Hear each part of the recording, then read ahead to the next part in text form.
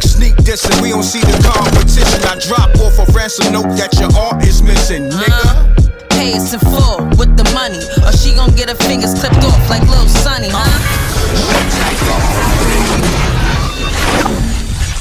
M.Reckttv. Yo, we always gonna be best friends, man.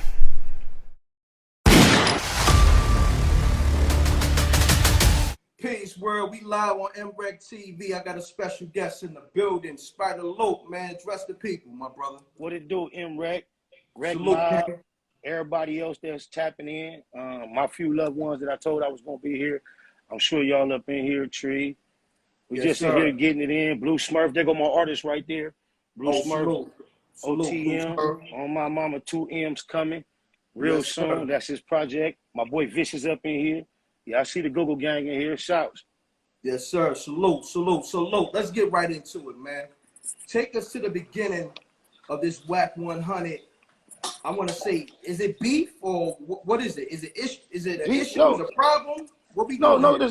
there's no beef. This is typically what it is. Uh-huh.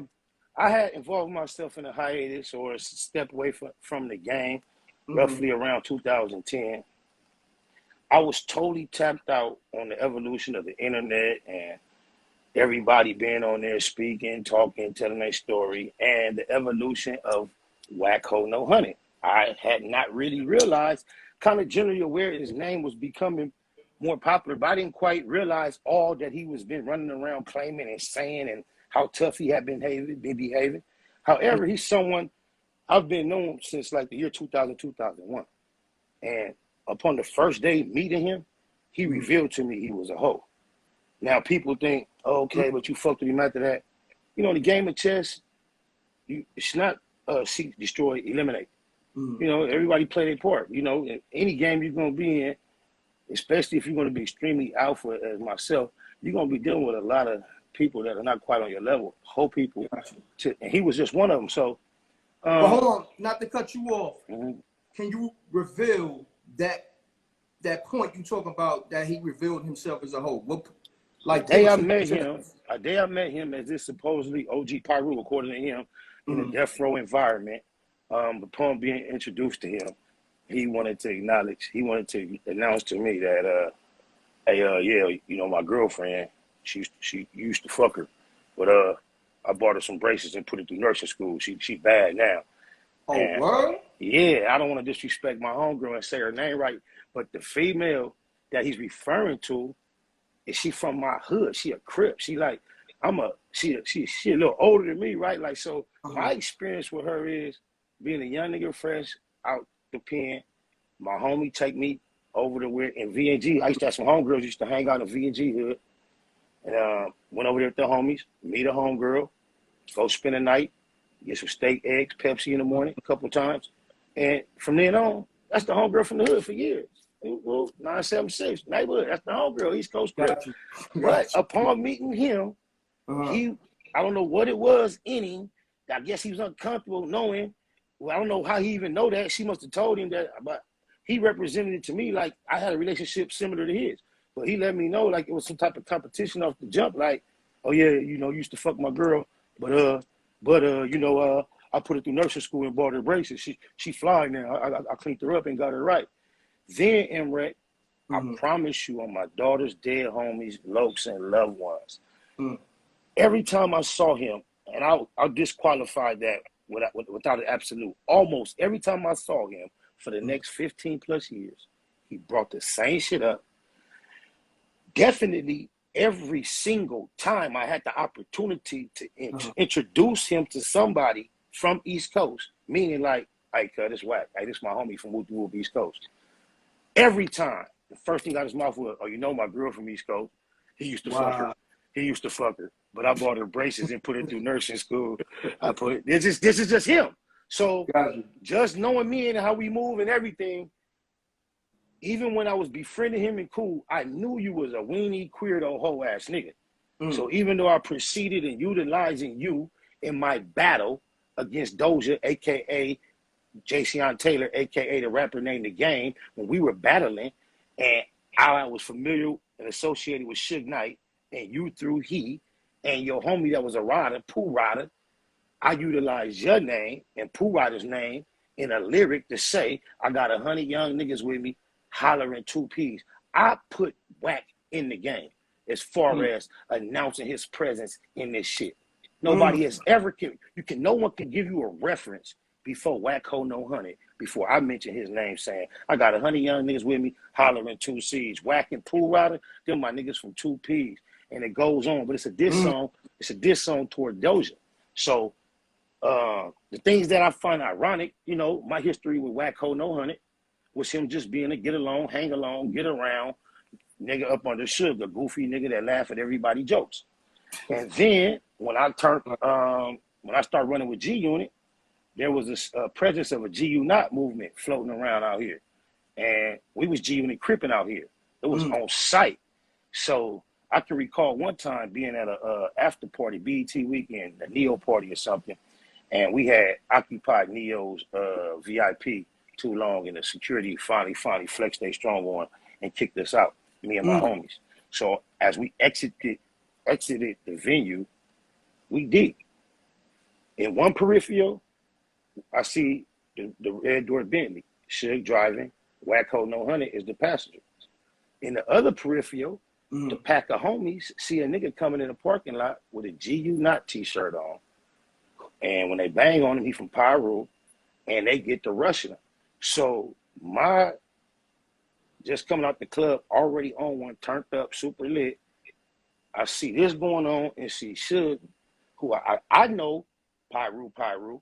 So Suge jumped out like, who was that? Was my answer is, I don't know. Fuck cuz though. He with you? Suge like, hell no. If y'all on it, we on it. And as the homies get to jumping and stumping those niggas, Wack jumped in with us and participated. What? Yeah, that's how much he want to get along and just be a part. So then for him to somehow, with all this being 100% Google % factual, you see somehow he ended up fond and very fond and real fond of Doja Game on the opposite side. After he was jumping on niggas for wearing G00NS t-shirts, he started cuddling with the G00NS prince. It's like, how many ways do you jump ship? Do you need to jump ship? Like, I mean, how does that happen? On top of that, this nigga finds, I guess he cherishes, has some type of sentimental attachment to the text messages we've exchanged years and years ago. He's trying to expose me in some sense, but I would love for you, because the only reason I tapped in with you today, so everybody know, y'all know me and M.Reck go way back, and I got a green light to be here. I could be here way more than I do.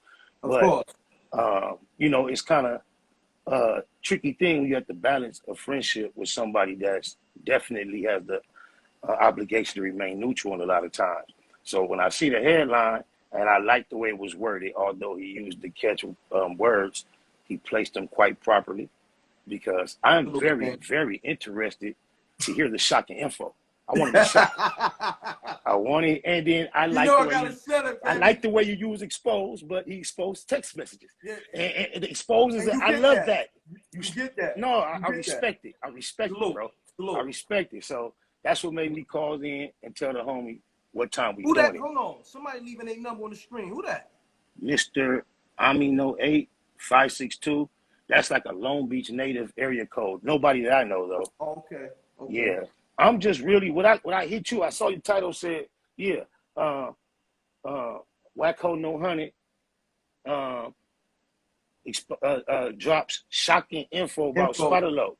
So I'm just anxious to hear the shocking info. What would you deem as shocking? Because the little bit that I have come across from my DM, there was a time when I got a homie that did like 25 to 30 years federal time. You know, at the time he went to jail, he was getting $1 million a week.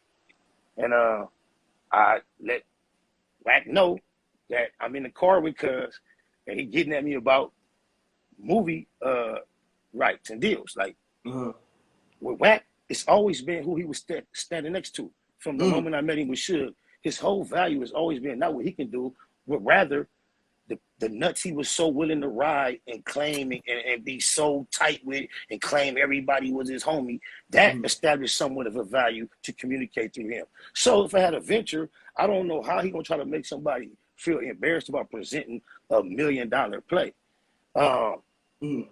He Hold on, did. before you get deep into that, let's get into, because I missed, because he was saying, you said something about him being getting served in a Porsche. Yeah, yesterday, man, I called myself trying to, I feel like blacks got to look out for each other, cuz. So, I get involved laughing at him, and he lied on me. I know I got distracted finna tell the story earlier, but we just gonna let it flow. But he lied on me. That's what made me open up this campaign of being honest about him and just being extremely disrespectful at every opportunity. Is because, like I say, when I came back from that hiatus, he had told this whole lie about this encounter we had that never, ever, ever occurred. He has a whole fabricated conversation we had. There's other people that have told accounts of the story, from Prodigy to Gang to 40 Glock. Nobody accused me from being there. I don't know where he gets this in his mind. But long story short, yesterday, I'm trying to I'm not tripping. Somebody text me and say, I believe Wack's Porsche is in the valley under a bridge, taped off, yellow tape, police everywhere. It's been like this for hours and nobody can get near. Wow. That's what I said. I said, whoa. Like, right? pretty much like he got touched or something. That's what it sounds like. Yeah, exactly. So I'm like, whoa, that's terrible. I said, I just remember seeing Wack hold no honey on the internet saying he's a loner, and basically the only person he got is Birdman, the guy that used to kiss Wayne on the mouth all the time. So I say, what can I do to maybe let somebody know that can? So I went on my Instagram and I just said, hey, Birdman. Yeah, remember, because when he was on the podcast, he said the only person that could check him about the Takuchi shit was Birdman. So I say, hey, Birdman, yo, little homie, I think he might be somewhere under a bridge doing bad. You might want to check on him. But I don't know. I'm just saying. I was trying to look out for him. And he got in his feelings. He just got to showing text messages from 3 years ago. I don't know what point he's trying to prove with the text messages. Yeah, the point is this. I have been cordial with Wack for years. He's not even showing you the totality. Look how corny he is. He showed me presenting the business idea on text message. And then he verbalizes my response to say, oh, I shot you down and now you mad. This is what he's telling the people. If you shot me down, why doesn't it show the denial right there in the text message? Why do you have to verbalize your denial? You know why? Because actual response was, oh yeah, that sounds good. Oh yeah, I'm gonna holler at Nick Cannon. That's right up Nick Cannon alley. He like to. So where's those texts at? Oh, you're verbal. I can't recall if his response was verbal or through text. However, I don't even have the text that he exposed today. He has the sentimental attachment to these texts. As I prepared to meet with you, I went through my Google photos. You see the one text I did find. You see how I talked to him in text message about how his son like it. That's what I be talking. That was a time when we was cool. Yeah, all right. I was getting at you. You sit next to some people that could facilitate us breaking bread together. Goofy. If I show you, that's real. Yeah, like it's not asking you for a favor. And then I got a text. You bringing something to the table. You bringing something to the table so everybody can eat. You know what I'm saying? Because on my mama, I just stumbled. If I can't go get it out of my gallery because it'll fuck up the line, but I just stumbled across a screenshot of this nigga telling me from back when this shit first started, him getting at me, calling me all kind of weird names, saying, "Yeah, you just mad because you washed up, and I had all type of shit on the table, and I just strung you along and never." So this, I'm gonna give you that information. So for somewhere we was cool enough for me to say, "Hey, I got a play on the table," and you admitting you never did the correct thing and strung me along, and you thinking that's why I was upset. I've been knowing how to realize a nigga full of shit and go around them. I never responded to that negativity. Like I say, I came out of hiatus.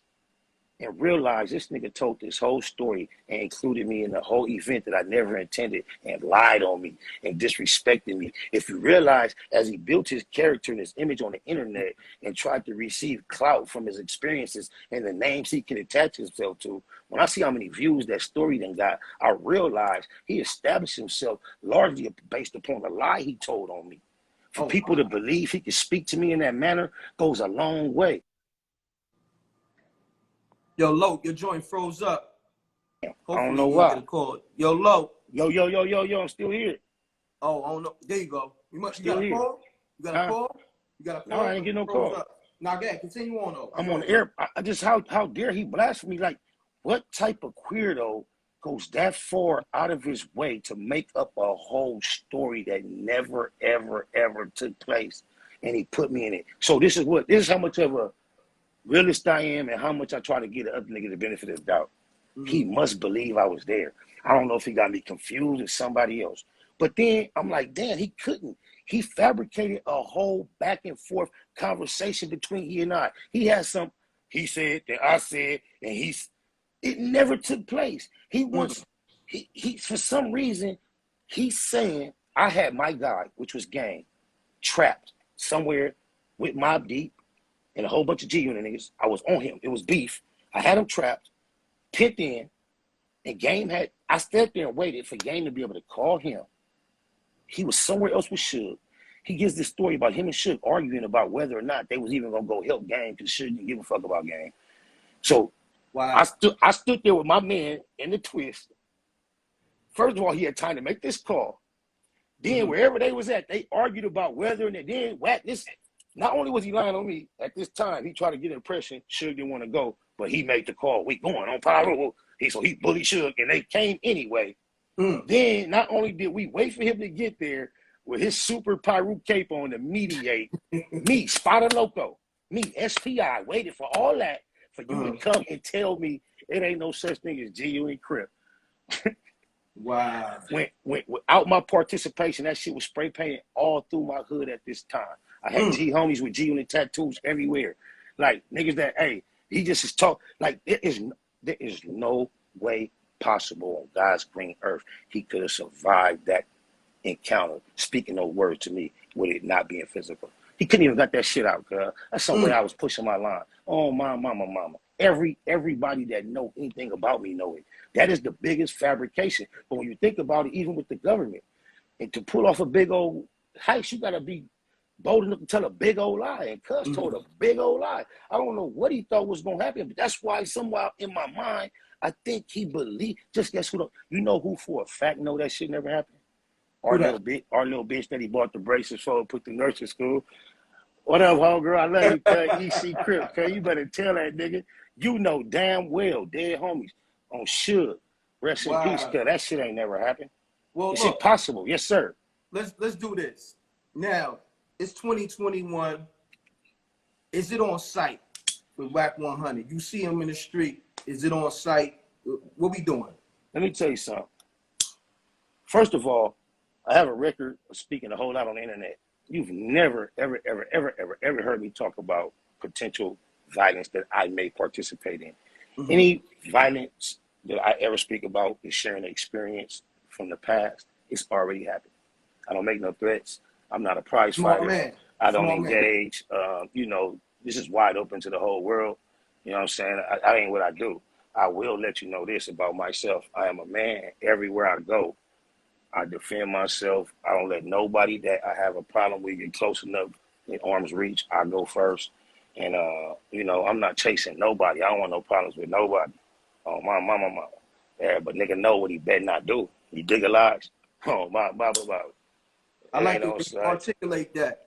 Yeah, just factual. Just keeping it factual. It's not even emotional. You see how he lose all these emotions and go from ranges of this, that, and the other. We not going through none of that. So let me ask you this. How do y'all resolve this? Like, when you say resolve, like, what is it that you see needs to be resolved? I mean, it's because like this is the dilemma I find myself in often when I end up back and forth with individuals. Yeah, that's what I'm saying. Like, this is the dilemma I find myself in. While I am addressing them throughout the negativity, I rely upon nothing but facts. I already told you I have no ill will toward him, ill intentions.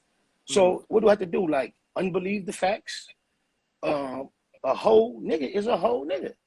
Like, so what is there to resolve? I'm supposed to start appreciating whole niggas? Liking them more? Well, not at all. Like, forgetting about the lies they told on me? I'm not out looking to hurt him.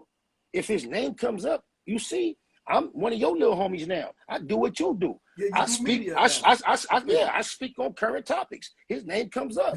When I address him, I can only be factual and honest. I'm not going to lie on his behalf. I hate the fact that he lied on me. You answered my question because I was going to touch on the fact he said I guess he called your live stream a podcast. He says every podcast you do, he's in like 100 of it. 100 of them joints. Thanks. Yeah. Thanks. So, first of all, Wack no honey, I appreciate the compliment of calling my live, just like you go live. You call mine a podcast, just let me know my shit fly. Because I challenge you to ever, anywhere find me saying I got a podcast. But on top of that, hey, you're not only popular on my live, you're popular on YouTube. Because this is where you have displayed yourself as the biggest buffoon ever seen in hip hop. You have definitely lived up to your name as becoming a member in hip hop. Before you ever came along, your name represented everything that is wrong with hip hop. Wiki, Wack. And you came all the way into hip hop and lived up to your name, bro. You one of the realest in the game, my nigga, that lived up to their name. You whack as fuck. You sat down with Takuchi in the same room. You goofy. You goofy. You on the feds number. Man, the feds love you right now. Oh, my mama. And neighborhood nip marked you out, cuz. Ain't gonna wait till he died to get all disrespectful. Told you in your face, nigga. Keep my name out your mouth, nigga. Put that on Pyro, that ain't happen, nigga. Oh, my mama. Why he don't never talk about Blueface case? Like in 2019, November, somewhere near Santa Clarita or Valencia, that's Magic Mountain area of California, Blueface was allegedly involved in a robbery where he was the victim, and he made a statement. And there are people that are on the run right now, can't even show their face. They still have the remainders of 7 years of statute of limitation to stay underground. He always trying to bring somebody political street issues to task and ain't never speaking on that. He don't want to bring that up at all. He don't never want to speak about the lack of masculinity that his son possesses. He spoke on my brother and tried to call my brother a rat. Had the nerve to say my brother told on 2 niggas from 60s. Think word. He said he was going to produce the paperwork. While he's showing text messages of he and I, when we were reportedly cool, me putting money on the table, why don't you produce that paperwork you was talking about what my brother told on them 2 niggas from 60s, goofball? Oh, my mama. Wow. And on Crip. Well, let's do this. Let's switch gears real quick. Being that it's another hot topic out there, and I'm gonna let you address the situation accordingly. Are we going all the way off of Wack yet? Yeah, we off this. Let me ask you one last thing. Yeah. So the one text message about the movie and all that, is that the only message, or was there other? It was other messages, but thank you. All right, let's go. Come on. It don't really hold no weight. I'm gonna be honest. Thank you. Say less. It don't hold no weight. Because if me and a homie got a relationship, it don't matter who it is, right? And whether I hit him or he hit me, because I'm next to somebody or he next to somebody, I'm trying to poly a situation. Now, a smart man gonna get to the bag, especially if it makes sense. You feel me? And we so off it, but I wish I had we off that. I got him telling me, I just strung you along. I never kept my word. That's how much. But go ahead. We on what's new? Yeah. We on your page. Let's go. Bleu Davinci. Right? Yes, sir. Let's establish this. You had a relationship with him, right? Hell yeah. Okay. Put big checks in his pocket. Let's get into the Bleu Davinci relationship, and we're gonna get into everything that's current that's going on with him. Okay, good shit. You met Bleu Davinci how? We both originally, way back in the 90s, from East Coast Crip. East Coast Crip sectioned up in different divisions. So it's not like we grew up together, but from very young adults, we knew each other because we was basically on the same label for a period of time because his big homie from 190, Wino, had a label. He did a lot of production for Coolio. And then through that avenue, Wino knew the Dub C's, the Tradies, the Dazzes, the Sebos. That level of the game was fluent through Wino's house in a suburb close to LA with a big ass studio, fly shit. Wino had it cracking. And one of my homies introduced me to Wino, my homie Big Bump. And then after that, I became basically Wino artist. But when I arrived, Bleu, he wasn't Bleu Davinci, he was just Bleu, was a part of a group called The Lower Class with another nigga from 190, the homie Spade. It was Bleu and Spade, 190. The Lower Class, that was Wino premier group. And this is before BMF. Yeah, it's before BMF. Gotcha. So during that time, Wino and Bleu in particular, amongst other frustrations with the whole situation everybody was experiencing, Wino and Bleu experienced their own frustrations. It was getting real tumultuous between the two of them. And at that time,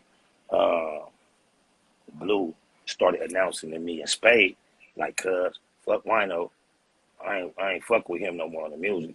I met some other niggas, they don't care nothing about no music. They about this money, but they gonna put my shit out. Y'all should come fuck with me. So I'm gonna keep it a Google with you. On everything I love and live for, I had the invite to be equally as involved as Bleu eventually was from day one. Wino, however, I just gave you the list of who he was attached to.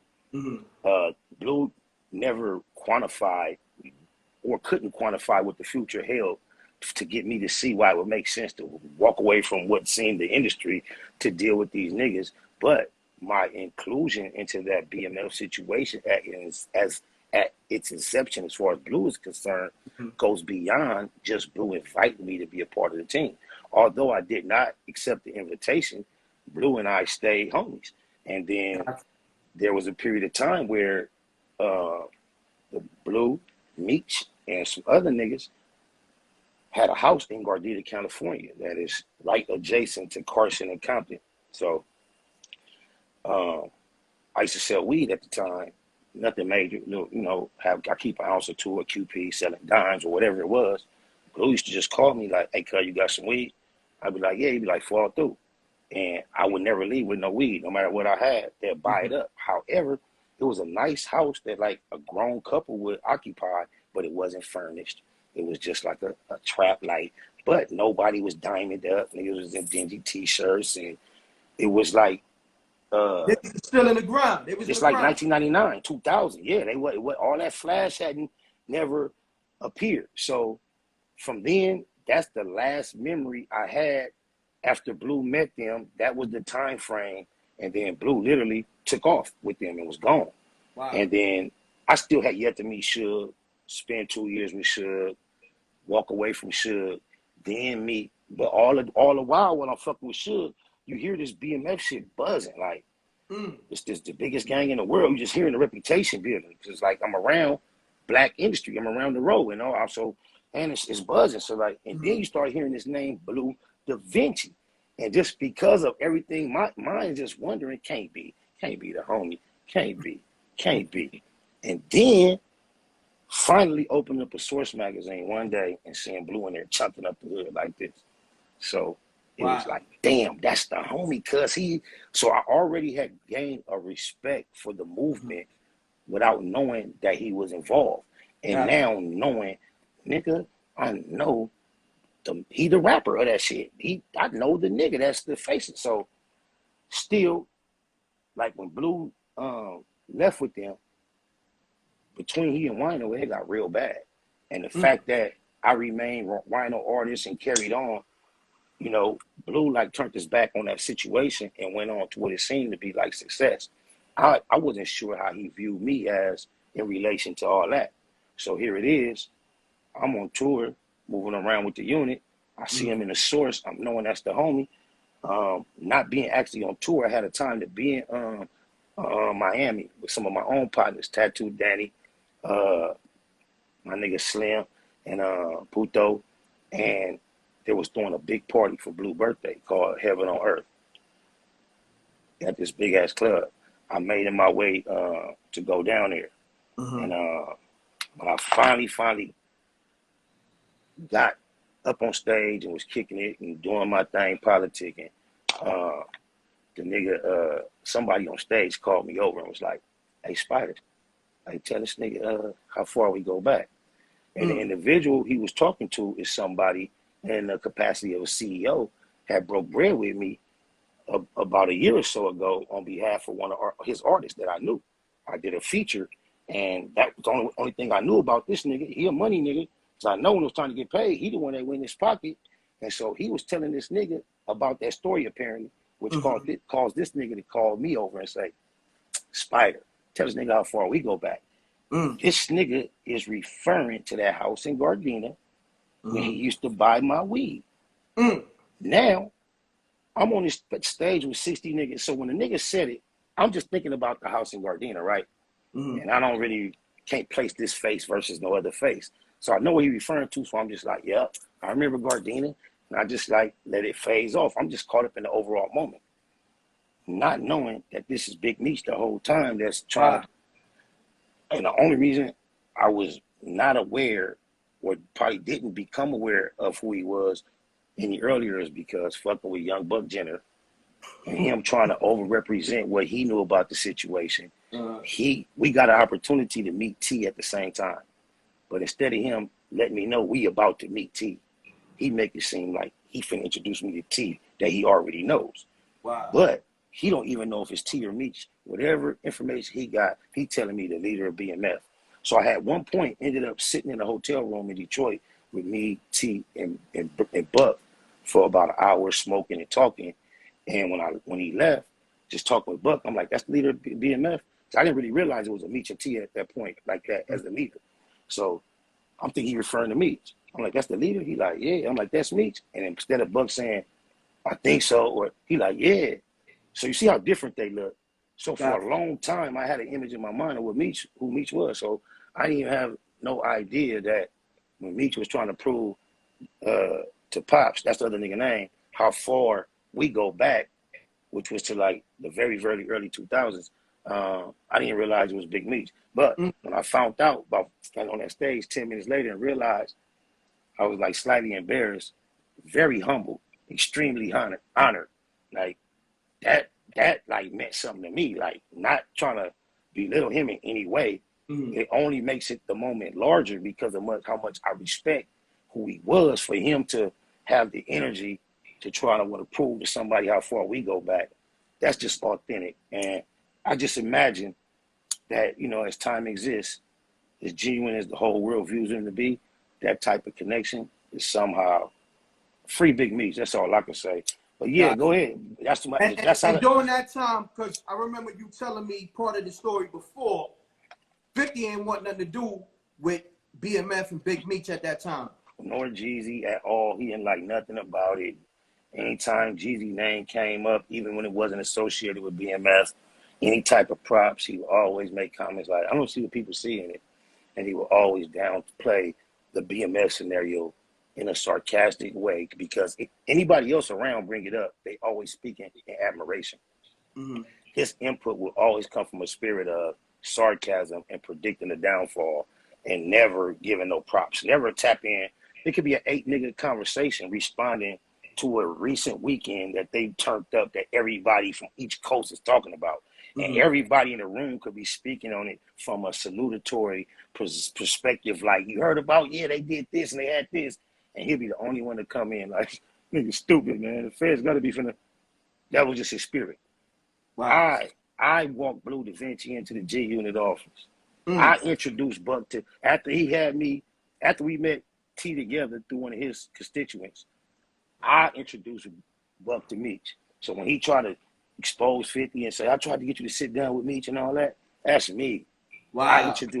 Look, cuz we used to travel. I was on a straight out of casual tour with Buck. We had extremely strict protocol that we never broke.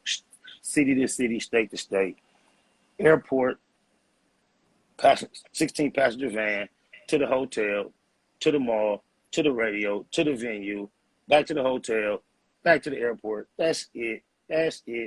Get to Miami, just because I'm in Miami and I'm doing my thing. When we get to the airport, when we get to the hotel, the airport, I can't recall, Bleu Davinci and the Maybach, 1D. Let's go, cuz. I'm hopping in. What you know about Young Buck? Shook his whole tour. Skip radio. Skip.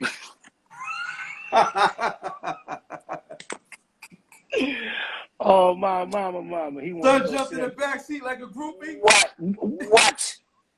What? Buck Nasty jumped in the backseat like a groupie, huh? What? I took her to go meet Meech, cuz, on Crip. Wow. Mama. I saw something recently, just today. Okay. Somebody showed me Bleu Davinci liking a Wack No 100 post that apparently is one of these subliminals Wack is directed toward me in these current days. Oh, my mama. So it's ironic you brought that up because this what blew my mind.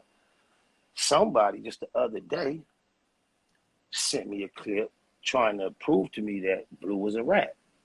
And I was going to get into that. I'm glad you... I assumed you would. So, me trying to be as objective as possible, you know, I'm not going to even stick to the... Because it's so easy to bow out with the paperwork word that these cornballs have established to give every rat a loophole. Because how often does somebody actually have the platform to actually present paperwork in the correct form where that really matters and get it? Every time you see something that's real, the first thing you hear is, oh, it's fake, whatever. However, somebody sent me a clip and it states it's the federal investigator stating his experience with Blue in an interview. Wow. And it says Blue expressed his willingness to cooperate. However, after interviewing him, he had nothing valuable to add. And the process of going through this interview was called debriefing. So they say debriefed him based on his verbal expression of willingness to cooperate. However, as a result of said interview, he offered nothing that was helpful, and he was... So I was just like kind of puzzled, like, damn. Jay Diggs came out of nowhere and declared Meech called him a rat. Not that we heard Meech say it, but that kind of seemed credible that that's how Meech felt. And I've heard other people try to say, other people claiming it. And I saw at one point Blue doing an interview trying to describe debriefing as something other as telling. And I didn't quite have a complete grasp on what debriefing is.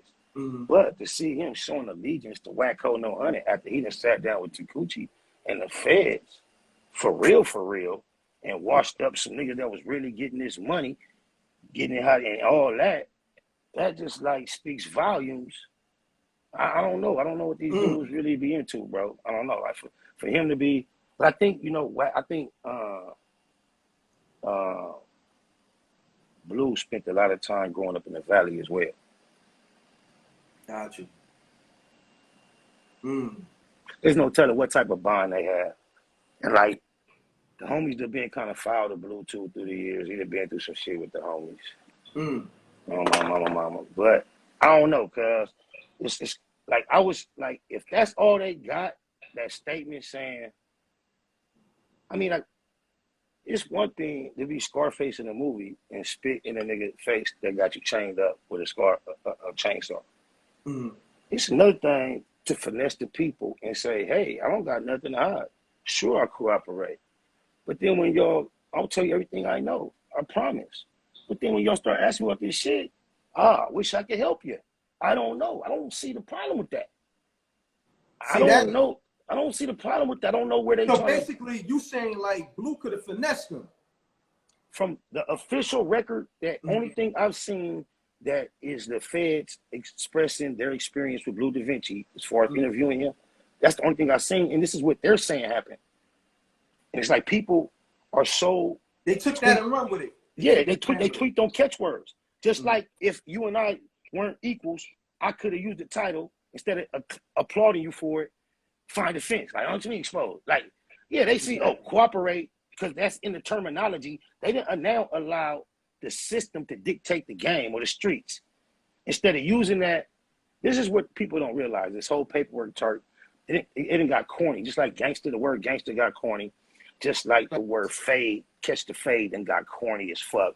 But the paperwork concept originates from this type of concept.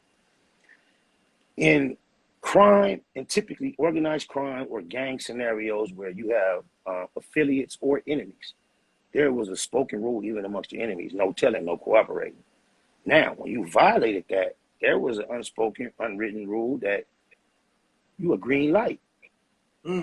Now, the thing about it is this. There has to be some type of criteria because you're just not a green light for the person you told on. You could be from my enemy hood and we could be on site on the streets. But if I end up in prison and me and you on the same yard and I can send you paperwork and show you that your homie got on the stand and told on me, you still, as an authentic motherfucker, felt obligated to green light. Your boy got to get touched. That's how off the table it was. So, when you get somebody that, what I lost my thought. What was I trying to say? You're talking about Blue. He wasn't cooperating. The Fed was pretty much saying he was willing to cooperate, but he didn't. They said he told them he would be willing to cooperate, which interpreted means I'll tell you everything I know. Yeah. I'll be willing to take this interview. So, of course, the process of that is going to be asking him questions that are related to the scenario that they're trying to solve. And they're saying after that, their result was he told them nothing of value. But see, the thing too, with you there, Lo? It froze up. I'm here. Yeah, Lo, you there? Yeah, I'm here. All I'm right. here. Look, the thing with the streets, and you know this, I know this. Anytime when you gotta appear in court or talk to those people, you're supposed to plead the fifth. So that's how. That's not the streets. That's not the streets. That's the internet, hip hop, and goofies all getting involved. That bro, you could go back from the year 2000 back to the 70s and get official documents and see how many people actually ever have said the term "I plead the fifth" and still went in and out of court successfully without cooperating. Pleading the fifth is like some TV shit. Like that shit don't even really come up in our vernacular until these days when the internet get involved in helping decide and influence every decision. What I was trying to say earlier is the paperwork is M.Reck. Me and you hold the same thing down, even if it's your homie and you my enemy. I can't just tell you he told on me and now expect you to poke him or do something to him. But if you in the game and I'm in the game and we both real to it, you see that paperwork, that's proof to make you feel comfortable moving. And the only reason you moving is because guess what? He on the street because he told on me and I'm stuck, or he's in a whole other prison and I can't get to him. And it was a spirit of honor amongst not thieves, but amongst G's. And that was the line. It's been so blurred and stretched these days that, but cooperating, it's no technical what you're supposed to do. Leave that for T.I. talking about the G code clearly states an article. That's bullshit. The theme of it is not to aid in what do you call it when you incrimination of anyone in any form of fashion, because you can plead the fifth and still do like this while you're in the backseat of the police car, and that shit never make it to no paperwork, no nothing. Yeah, you right.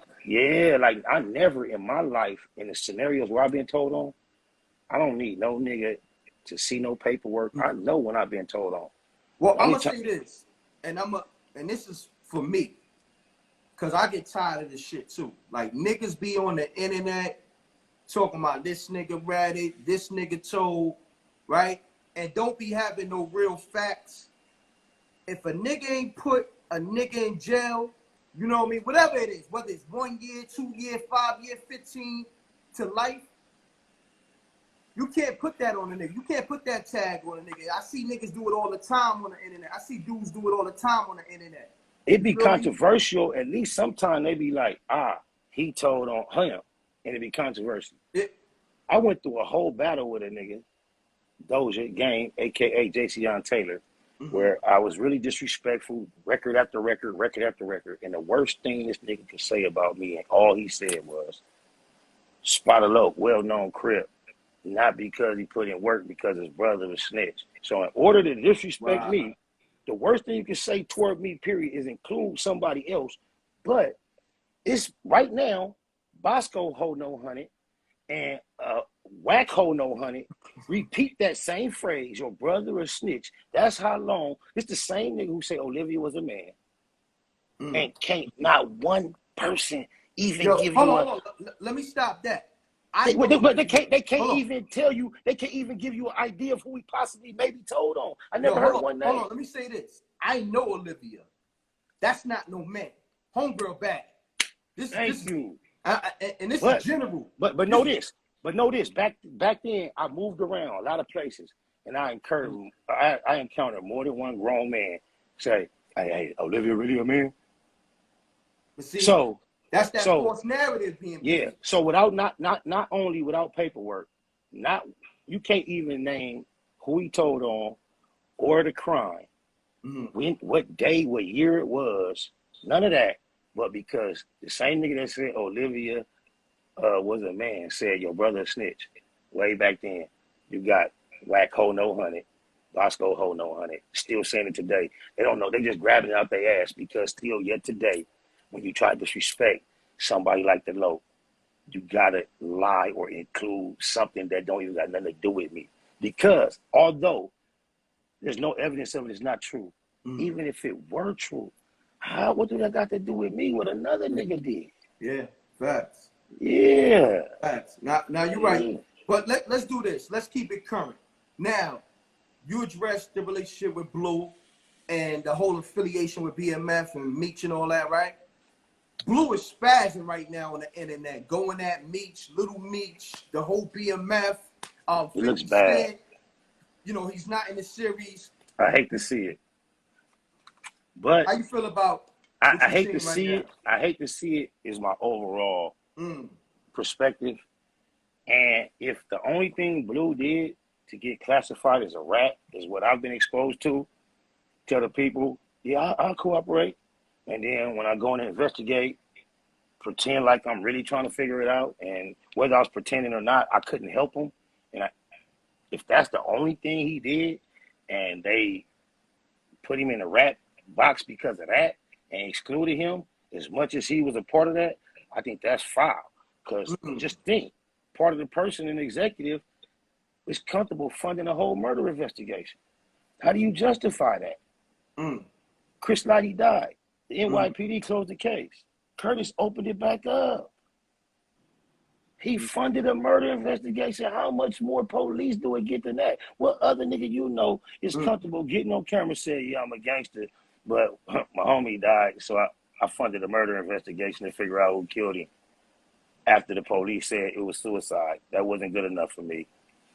And then he tried to blame it because his family wanted it. Yeah, I didn't even know that. Everybody know that. Oh yeah, 50 has, all you have to do is put in the Google search. He has vocalized this on numerous occasions, comfortably, how he funded the murder investigation. Wow. Yeah. But hold on, you said Chris Lighty? Yeah, when Chris Lighty passed, you know I thought Chris Lighty death was ruled suicide. That was not good enough for Officer Jackson. He wanted further investigation, so he funded his own private, personal. I promise you, it's Cole's place. You're correct. Wow. He conducted his own investigation into a murder and broadcasted it. And you know what I find ironic about that Bleu Davinci situation? Talk to me. Is a lot of people are giving credence to the fact that he supposedly is a rat based on Big Meech said. And then in T.I.'s situation, a lot of people... You said situation? Situation, yeah. In T.I. tipster situation, people often quote Big Meech and saying, Tip ain't snitch, Big Meech said he didn't. Like, that's the Bible. I just find it ironic. Yeah, hold on, though. Because you brought up tipster. When Mike Tyson called T.I. the tipster, you saw that, right? Oh, yeah, I reacted to it. Yes, sir.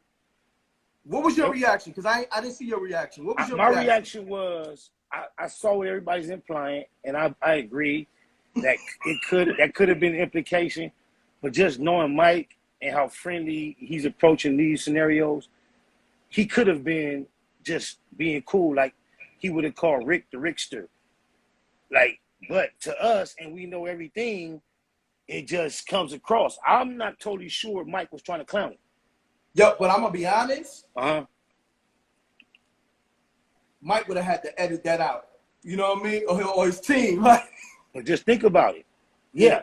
But Tip is in such denial and having such identity crisis behind this scenario that he don't know how to react and respond. He already went all the way out his way to have the whole testimony removed off the internet. It was once available. They were. That's off the internet? Bro, M.Reck, bro, I swear to God. Like, that's crazy because this is how much of I'm an internet old school head. It was a time in my studio back in the Blue Room days when niggas came to the studio, the number 3 things I'm going to the internet to show them was 2 girls in the cup, some shit on rotten.com, and T.I. on the stand for like 45 minutes on behalf of the prosecution in a murder trial, telling everything he saw on that night. Hosea Thomas was on trial for killing his homie Phil. Hosea Thomas got found guilty. The prosecution team got a W. The tip was on the prosecution team. The prosecution was wanting to go to trial for 2 years and did not want to proceed without Tip's participation. He tried to stick to that G code that he spoke about. He wasn't giving in. Then he got caught with the guns. And it was time to make a deal. And he got all, now that's why everybody like, oh, he got a year out because he cooperated in that murder trial on behalf of the prosecution. How you cracked the code. Yeah, that's because everybody was saying, okay, T.I. got caught with all those government issue guns. Niggas say he got caught with the Contra guns. Yeah, he always want to refer to, oh, I walked the Fed yard. I ain't no rat. I turned to my paperwork. Yeah, but let me say this. Okay. Dudes were saying, okay, he got jammed up, but he didn't tell because who did he snitch on? So basically, you said it went back to that case, whereas when his man Phil got laid down. Yes. Got yes. And he offered 30 plus minutes of corroborating testimony to go along with the rest of the puzzle that the DA was trying to paint for the jury. And he told everything that this is what they already had, what people always keep pointing out. Usually the nerds in the comments who don't get when you go into a trial in court, it's like going into an NBA basketball game. You have 2 teams represented, the Lakers and the Bulls, the defense and the prosecution. They don't realize coming in there on behalf of the prosecution as a witness, you are a member of their team. Everything you say aids toward their ultimate goal, which is to receive a conviction. If you sit on the stand under the questioning of a district attorney for more than 30 minutes, and he doesn't correct you once, say objection once, he doesn't once tell the judge, oh, Your Honor, I'm surprised to hear him say this. I've spoken to him numerous times. He's never said that.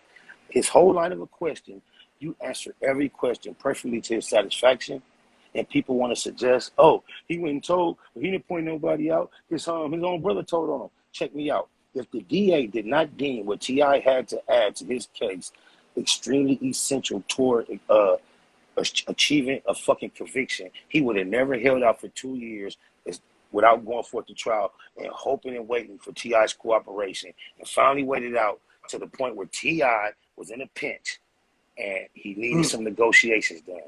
And so then the DA got what he wanted, and his influence, money, caused him to be able to maneuver a deal with the feds that even the feds described at that time as experimental. But I just find it crazy that he did all that, and all it takes is for Meech to say he's clean, and everybody throws all that out the window. And then with Bleu Davinci, Meech called him a rat. Meech hasn't even called him a rat. We have secondhand accounts that seem quite that you can kind of trust him. They claim that Meech called him a rat. And then from that point, Blue was a rat. And from now, all I've seen is the Fed saying, hey, he told us he cooperate. He questioned us. And everything he told us couldn't help us. He couldn't tell us nothing about nothing. If that's all they got, Meech word is powerful, bro. God damn. I'm gonna say this though, because anytime when somebody keep it G'd up, I always salute. You keeping it so G'd up right now, even though you and Blue haven't even spoken, but recently he liked one of Wack 100 picks, and he was throwing shade towards your way. You know what I'm saying? But you still not putting that tag on him. So that's G of you. Only I reason gotta I salute don't you. really thank you, sir. Yeah, I'm gonna you're just tell welcome. you the way I'm cut. I don't keep it to Google about Blue, because Blue don't go on the internet and say nothing about me, especially nothing negative. Yeah. However, if I really just kept it a Google about our politicking, cuz ain't keep it a Google, his loyalty ain't been placed in correct directions.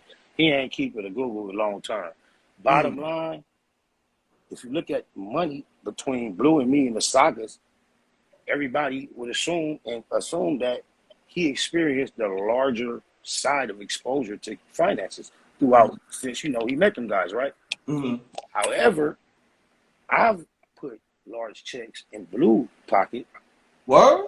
Yeah, Blue got paid on not only the soundtrack, well, not the soundtrack for the Get movie, for the Get movie, Get Richard Die Trying, the actual film. There was a character named Danger. That's supposed to be the Ja Rule there, the corny guy. He had music that they played in the movie that was Danger's music. They intentionally wanted the music to sound corny and garbage, and they wanted somebody to go in the studio. Not saying the homie was corny or garbage, but still they needed somebody. They invited somebody to try to purposely go sound corny and garbage to represent this corny Danger dude. There was a nice check involved, and I walked Blue into that. Something that he was very appreciative of. I want to salute you on that. Thank you, sir. You're welcome. I've been beneficial to him in some very serious situations without his knowledge. But you cracked the code, though, because think about this, right? Currently, Blue is in a situation where he's being rewrote out of history. Regardless of how anybody feels, if he did or did not snitch, he still was a part of that BMF history. And Judas made it to the Bible, but they are saying this. It's not a 2-hour movie. It's a series, and I've heard people make comments that they haven't gotten to Blue's even existence in the story yet. Yeah, so, I can understand that, because I'm up to episode 3. I can understand that. They still on the 50-50 boys situation. Big Meech in his younger years, right? And his brother T and all that, right? Right. But you showed the relationship, in a sense, business relationship between Blue and 50 Cent during the Get Rich or Die soundtrack era. Yeah, Meech was nowhere around, but Blue done been in that G-Unit office right across the street from the Garden with me, with blue chucks on, with the $1 million BMF chain on, and 50 come in the office and talking and seeing that I got Blue here. Like, yeah, I brought that energy around G-Unit. On my mama. Yeah, on God. Multiple occasions. Yeah. Then I blessed Blue by plugging him with ending up not on the soundtrack, but in the actual film. That's his voice every time you hear Danger rapping. And it was a double-digit thousand check. It was not, look, just keeping it hood. Cousin throw me nothing off of it. I ain't never got mad at it. Don't tell me that, Lo. Spider. On my mama, dad, homies, daughters, loved ones, lokes, and all I live for. On God. So hold on. You brought him into a situation. He got cashed out. And a you nice didn't check. Tell me. And you own. You ain't even thirsty or hungry. You own. You know, I'd have been in the strip club with him, throwing the money. I didn't watch them bitches like every bitch in the strip club when the lights come on got a big ass black heavy duty trash bag. All of them scraping up money, filling it up with tears in their eyes, talking about thank you, and seeing these niggas just kick the money in piles for them, don't even look down, or acknowledge them. And I've been in the strip club while that was going on. It's 2 white boys with a hat on like you got on, with a polo shirt on, with no drinks on, staring right at the circle. Blue turned my attention to them and get to throwing money on them and say, look, Spider, look how we do the feds. And the money just falling on the white boy. They don't blink, knock it off or nothing. Wow. Meech told me himself that same day on that stage when that I referred to earlier. He was like, Spider, I know they coming for me. He said, I know it's just a matter of time. Cuz told me, cuz he was like, you know, to make it all worth it. And I know this is him manifesting his dream in a larger way through his son. Because he said, you know what'll make it all worth it to me, Spider? If one of these rap niggas like take my name, like how Rick Ross took Rick Ross' name and then try to tell their story like through me. Like he said, that'll make it all worth it. He showed me he brought his attention to his watch. He's like, man, this motherfucker cost $800,000, Spider. Cuz had on a t-shirt and khakis, $800,000 watch. And then when I get to his house, that's a watch that goes in a fucking box of watches. Wow. Yeah, free Big Meech, cuz. I ain't got nothing but love for cuz. Free Big Meech, man. I'm so glad that bitch. Let me ask you this though. Regardless of your beef with 50 Cent, did you watch the BMF? No, I haven't watched anything cuz produced since I seen on Power somebody was getting head in a man was getting head in the jacuzzi. And then he tricked me twice. Another scene I was watching and cuz did a shot where the camera was panning away and he tried to show his dick like he was jacking off while he had been in a wheelchair for a while and he was like getting rehabilitated.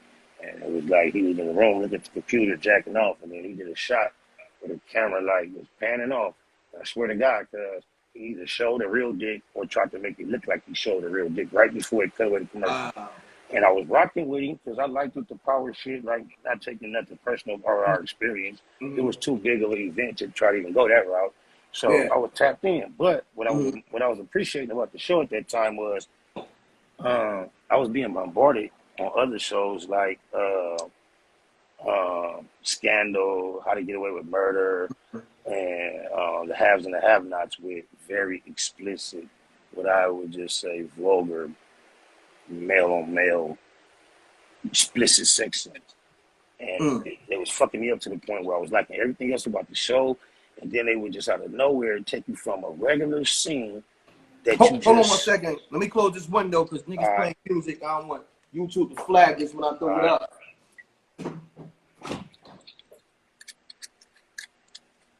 Yeah, you good, my brother. Pardon, and then I will be enjoying the whole show, and then the very next scene, they'll just take you way to somewhere, two men ripping each other's clothes off, bearded men, and they would just do that. Like, so I was cheering for Power because he was having a show that, at least in the public perception, was rivaling these others, and he wasn't including that type of shit. So I'm like, okay, it can be done. Okay. And then I'm looking one day, and I'm not sure which was first.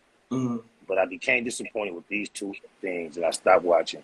He tried to trick us to see his dick, and then one day he got like the boss gangster, the mob dude. He in the jacuzzi talking shit with his hands up, and it's a regular scene. And out of nowhere, they reveal a man come up out of nowhere like he been down there serving.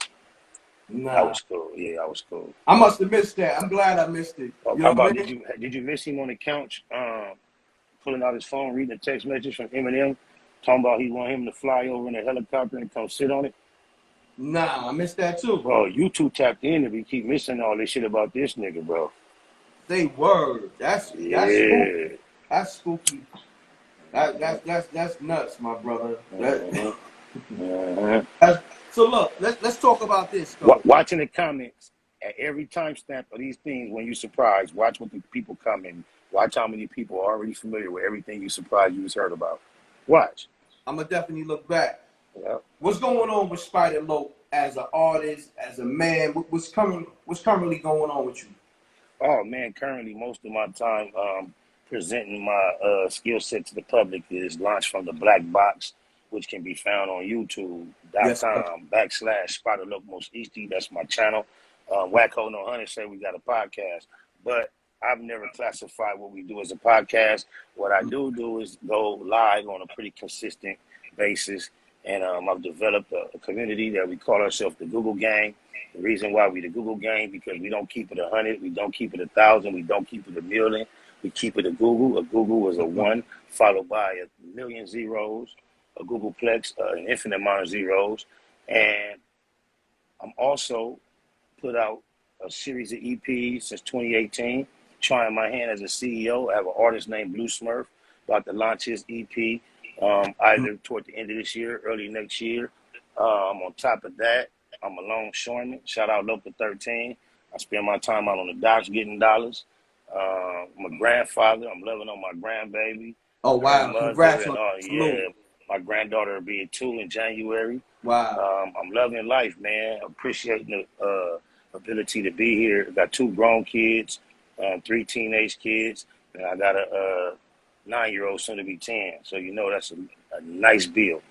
And Yes, the sir. Creator has put me in a position to where I never, ever had to say no, later, wait, or none of that. So I'm just grateful for being in that position. Brings me to another thought. Another one of our catchphrases in the black box is GITA, G-I-T-A. Gratitude is the attitude. Try to remember I love that. above all. Yes, sir. Salute. On my mama. Salute. Yes, sir. I love that. Ooh. Yes, sir.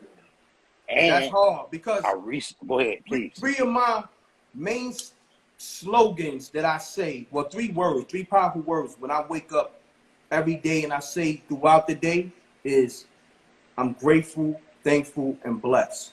So you saying that, ooh, I like that. I'm gonna have to use that. Yes, Salute. please do. Please do. And then Gratitude salute is to the my attitude. brother D Shot from Chicago. Shouts to Tone Styles. The homie always say gratitude. So That's you all say the same. What you said, what I'm saying, and what he say is all the same shit. yes. Bro.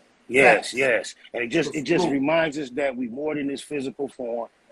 And when you commit yourself to principles, integrity, and character, you'll find yourself connected to a lot of individuals that you actually don't know, because it's the principles that unite us. And as long as you stick to those, you will always find a familiar spirit somewhere along the way, along the journey. Otherwise, I don't know. At this point, I can't switch up. So I only can, you know how vast the community of what you and I do at this point is? Do you know how few rapports I've been able to establish, such as we?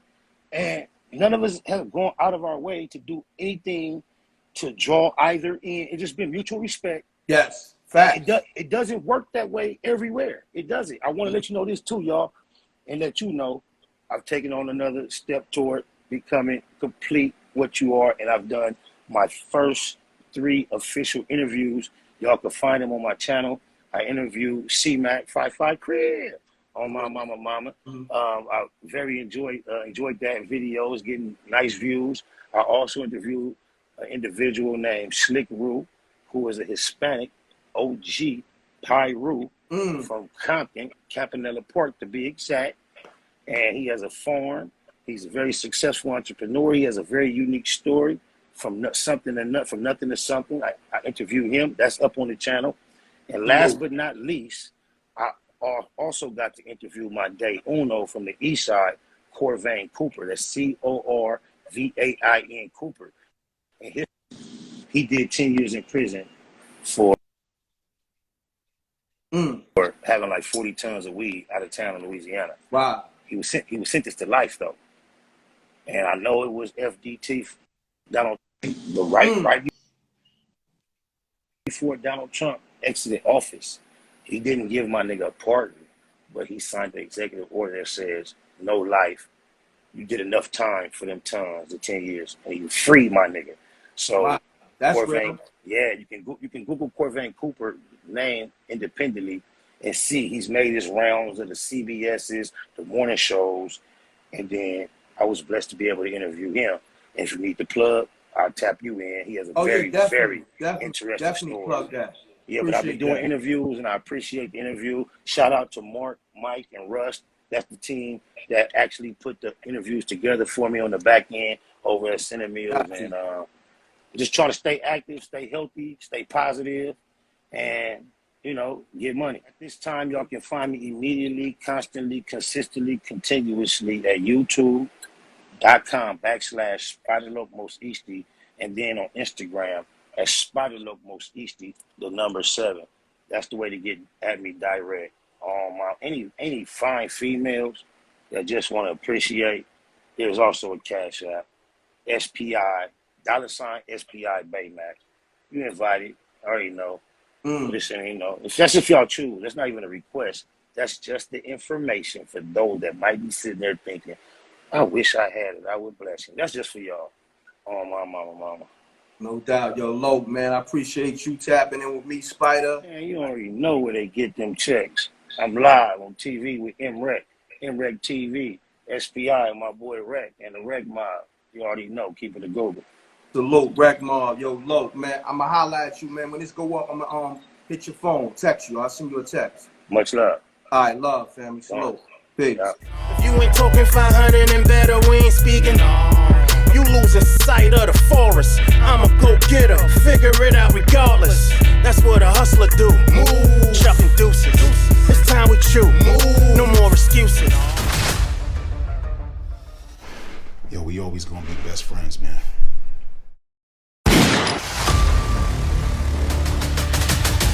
Get a plug and such. You a joke's bound to happen if you slipping or you lacking. I'm gripping on the matching, ready for the action.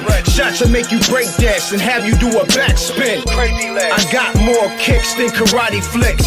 My whole team pushing Maserati whips. You on IG liking thotty pics. Shorty pocket broke, but her body fixed. Peace, world. To promote your music or promote your business by placing an ad on MRecktv, contact mrecktvpromo, mrecktvpromo at gmail.com. Peace. Oh yeah, subscribe to MRecktv, youtube.com/MRecktv. I'm gone.